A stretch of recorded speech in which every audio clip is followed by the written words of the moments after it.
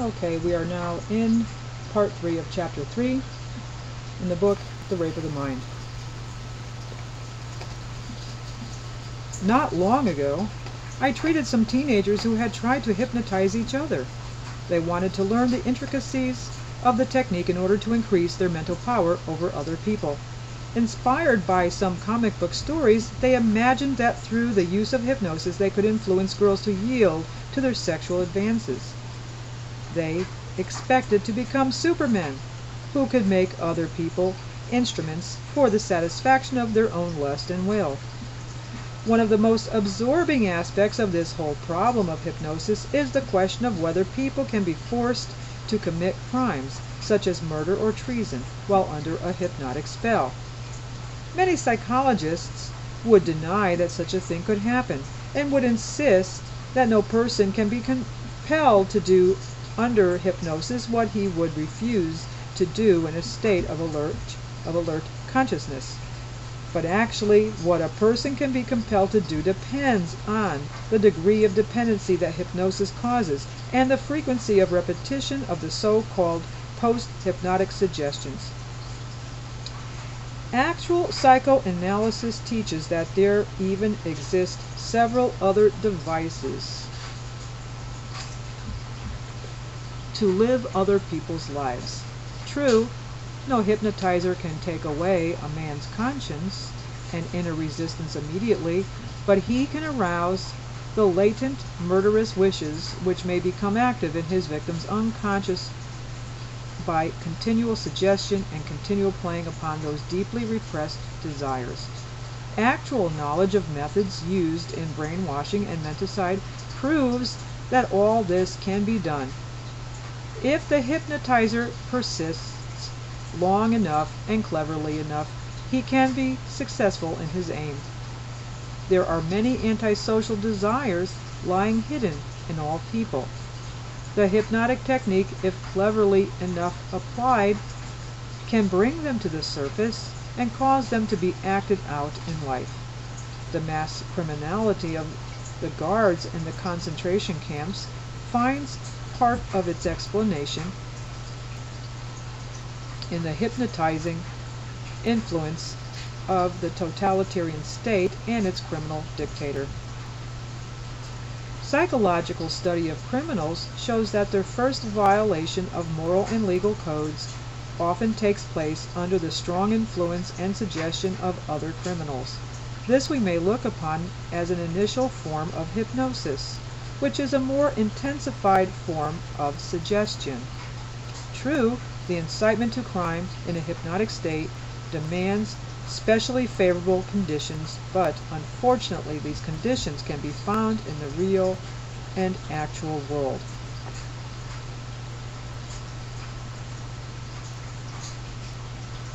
Recently there has been much judicial discussion of the problem of the psychiatrist who uses his special knowledge of suggestion to force a confession from a defendant.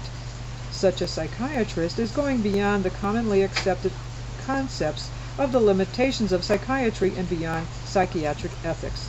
He is misusing the patient's trust in the medical confidant and therapist in order to provoke a confession, which will then be used against the patient temporarily in his care. In so doing, the doctor not only acts against his Hippocratic oath, in which he promised only to work for the good of his patients and never to disclose his professional secrets, he also violates the constitutional safeguards accorded a defendant by the Fifth Amendment to the United States Constitution, which protects a man against self-incrimination.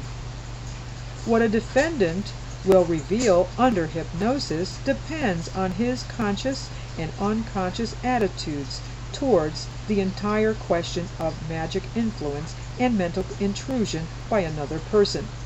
People are usually less likely to stand on their legal rights in dealing with a doctor than in dealing with a lawyer or a policeman.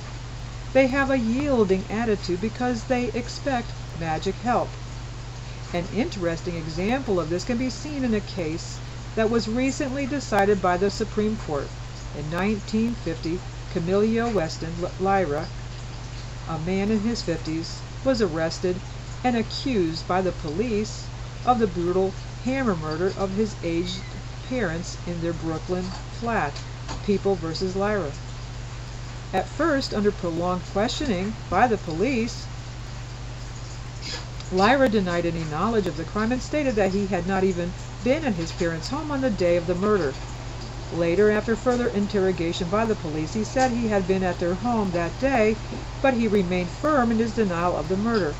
He was detained in jail, and a psychiatrist was brought in to talk to him. Their conversation was reported on tape. The psychiatrist told Lyra that he was his doctor, although in fact he was not. Under slight hypnosis and after contained suggestion that Lyra would be better off if he admitted to having committed the murder in a fit of passion, Lyra agreed to confess to the crime. The police were called back in and the confession was taken down. During his trial, Lyra repudiated the confession, insisting that he had been under hypnosis. He was convicted, but the conviction was set aside on the grounds that the confession had been wrested from him involuntarily and that his constitutional safeguards had been denied him. Later, Lyra was brought to trial and convicted a second time. Finally, his case was appealed to the Supreme Court, which reversed the conviction in June 1954 on the grounds that mental pressure and coercive psychiatric techniques had been used to induce the confession. The Supreme Court gave its opinion here, indirectly, of the responsibility of the brainwashed POW. For us, the question of Lyra's guilt or innocence is of less importance than the fact that under mental pressure he was induced to do what he would ordinarily have resisted doing, and that his confidence in the doctor, which led him to relax the defenses he would doubtless have put up against other investigators, was used to break him down. Suggestion and hypnosis can be a psychological blessing through which patients can solve emotional problems that resist conscious will, but they can also be the beginning of terror. Mass hypnosis, for example, can have a dangerous influence on the individual. Psychiatrists have found several times that public demonstrations of mass hypnosis may provoke an increased hypnotic dependency and submissiveness in many members of the audience that can last for years. Largely for this reason, Great Britain had passed a law making seances and mass hypnotism illegal. Hypnosis may act as a trigger mechanism for repressed infantile dependency need in the victim and turn him temporarily into a kind of waking sleepwalker and mental slave. The hypnotic command relieves him of his personal responsibility, and he surrenders much of his conscience to his hypnotizer. As we mentioned before, our own times have provided us with far too many examples of how political hypnosis, mob hypnosis, and even war hypnosis can turn civilized men into criminals. Some personalities are more amenable to hypnosis than others. Strong egos can defend themselves for a long time against mental intrusion, but they too may have a point of surrender. There are overtly critical persons who are much less sensitive to suggestion from the outside than to images from within themselves. We can distinguish between heterosuggestive and autosuggestive personalities, although quite a variety of reactions to hypnosis and suggestion could be distinguished. But even these autosuggestive types, if subjected to enough pressure, will gradually build up internal justifications for giving in to mental coercion. Those charming characters who are easily able to influence others are often extremely susceptible to suggestion themselves. Some personalities with a tremendous gift for empathy and identification provoke in others the desire to yield up all their secrets. They seem somehow to be the father confessor by the grace of God. Other emphatic types, by reflecting their own deceitful inner world, can more easily provoke the hidden lies and fantasies in their victims. Still others make us close up completely. Why one man should inspire the desire to give in and another the desire to resist is one of the mysteries of human relationships and contact. Why do certain personalities complement and reinforce one another while others clash and destroy one another?